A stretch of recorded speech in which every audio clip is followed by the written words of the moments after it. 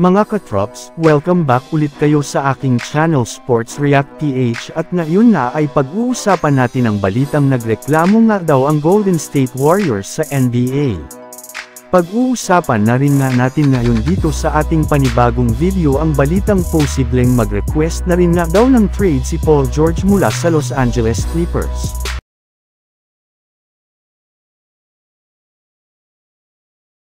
Nag-trending nga mga katrops sa social media ang maaga pagkaka-eject ni Draymond Green sa Golden State Warriors sa kanilang game noong nakaraang araw kontra sa Minnesota Timberwolves matapos nitong sakalin si Rudy Gobert. Bukod rin nga sa kanya ay napatalsik rin naman nga sa kanilang game si Jaden McDaniel at si Klay Thompson. Pero sa kabila nga ng nangyari ay lamang peren naman nga ng at least double-digit ang Warriors sa kabuuan ng kanilang laro sa pag-step up ng iba nilang mga players kagaya na lamang ni Dario Saric at Brandon Podziemski. Sadyang nakambakan lamang nga sila ng Wolves sa huling minuto ng kanilang laban matapos mag-init na ang shooting dito ni Karl Anthony Towns.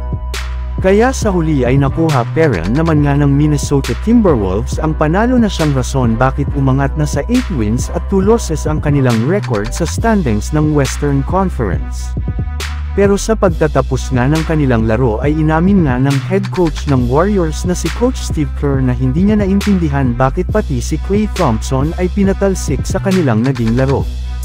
Yes, wala nga daw siyang reklamo kung tinanggal nila si Green gayong alam nga po niya na mali ang ginawa nito kay Gobert pero wala rin naman ng ginawang masama si Thompson sa kanilang laban. Sa katunayan, ito pa nga ang naagrabyado matapos punitin ni Jaden McDaniels ang jersey nito sa simula ng kanilang laro. Samantala pumunta naman tayo sa ating sunod na pag-uusapan ngayon sa balitang posibleng mag-request na rin nga daw ng trade si Paul George mula sa Los Angeles Clippers. Nagkaroon na rin naman nga sana mga katrops, ang Clippers ng malaking pagkakataon na maputol na ang kanilang kasalukuyang losing streak matapos nilang maidikit ang kanilang laro ngayong araw kontra sa ating defending champions na Denver Nuggets. Ngunit dahil nga sa ilang mga nagawang pagkakamali ulit ng Clippers sa huling mga minuto ng kanilang laban ay natalo pa nga sila dito at na-extend na nga sa 6 na game ang kanilang losing streak. At ang masakit pa dyan ay bumagsak na rin naman nga sa 3 wins at 7 losses ang kanilang record kung saan pang 12 na nga sila sa standings ng Western Conference.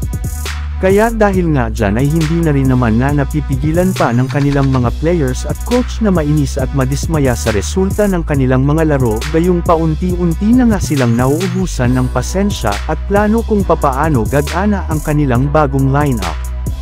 At dahil rin nga dyan ay may lumabas na rin naman ng balita na possible na rin naman ng mag-request ngayon ng trade si Paul George sa Clippers since sunod-sunod na nga ang kanilang pagkatalo bawat tao.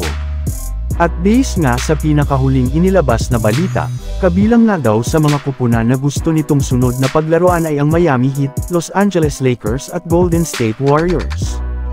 Pero kung kayo ang tatanungin sa ang kupunan naman nga ba kaya sunod na maglalaro ang isang Paul George, comment nyo lamang sa baba ang inyong opinyon at babasahin natin iyan. So yun lang nga mga katrops ang handog ko sa inyong storya ngayong araw. Sana nag-enjoy kayo. Please like and subscribe my YouTube channel Sports React PH para sa iba pang storya at update patungkol sa NBA. Kita-kits muli sa ating susunod na video.